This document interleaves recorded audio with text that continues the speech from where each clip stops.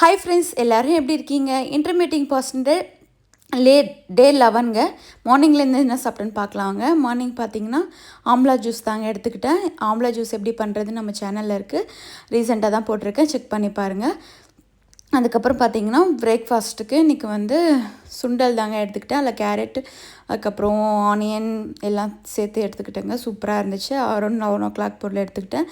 அதுக்கப்புறம் பார்த்திங்கன்னா ஒரு 12:30 போல் ஒரு ஃபுல் கோவா எடுத்துக்கிட்டேங்க. அதில் கொஞ்சமாக சால்ட்டு, மிளகாத்தூள் சேர்த்து எடுத்துக்கிட்டேன். லஞ்சுக்கு பார்த்திங்கன்னா இன்றைக்கி சூப்பராக ஃபினிஷ் பண்ணியிருந்தேன். வெயிட் போட்டு காமிச்சிருக்கேன். நீங்கள் அந்த மாதிரி மெஷர் பண்ணியும் எடுத்துக்கலாம். இல்லை உங்களுக்கு அளவு தெரியும்னா நீங்கள் மெஷர் பண்ணி சாப்பிடும்போது நம்ம அதிகமாக சாப்பிட்டுட்டோமோன்னு ஃபீலிங் இருக்காது. நான் 100 கிராம் ரைஸ் எடுத்துக்கிட்டேன். அதுக்கப்புறம் புடலங்காய் பொரியல் 180 கிராம் எடுத்துக்கிட்டேன்னு நினைக்கிறேன். அதுக்கப்புறம் முட்டை தொக்கு பண்ணியிருந்தேன்.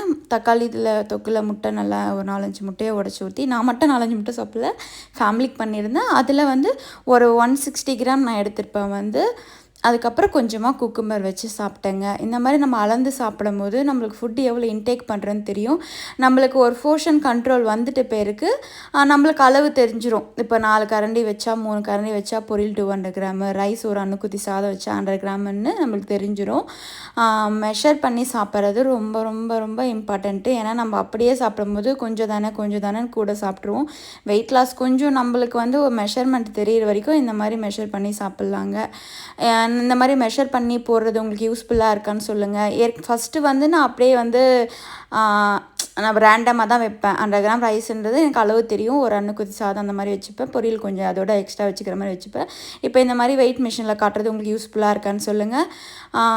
சூப்பராக என்னோடய லஞ்ச் பிளேட் நான் ரெடி பண்ணிட்டேங்க. உங்களோட ஃபாஸ்டிங் எப்படி போகுதுன்னு சொல்லுங்கள். நான் இருக்கிறது intermediate fasting, 16 hours fasting, 8 hours eating வேணுங்க.